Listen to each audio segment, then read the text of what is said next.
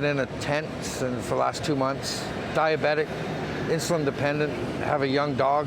Steve Hayden is unhoused right now and has been searching for a permanent place to call home. He's been braving the elements in Vancouver, waking up in a soaking wet tent. It sucks, like last night was a monsoon. Organizations in the Downtown Eastside gathered on Thursday to advocate for Hayden and others like him, putting forward 9 recommendations to multiple levels of government to help people without housing get through the winter.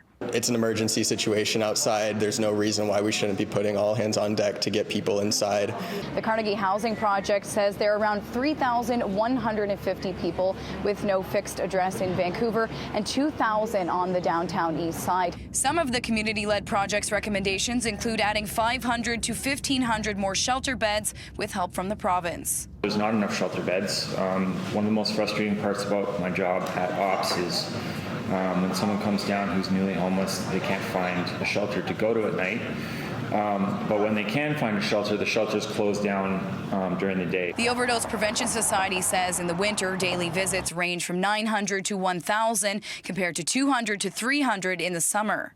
I'm calling on the city government and the provincial government to extend the leases or find other sites for the modular housing unit.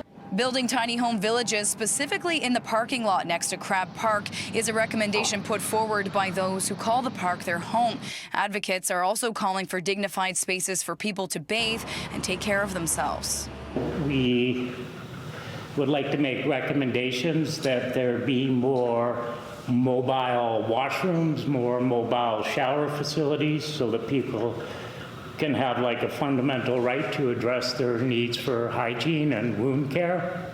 Resource information is also a key part of the project by putting an information kiosk at Main and Hastings and Pigeon Park that lists services available and where they can be found. A letter was sent to the province from organizations on Tuesday with all 9 recommendations.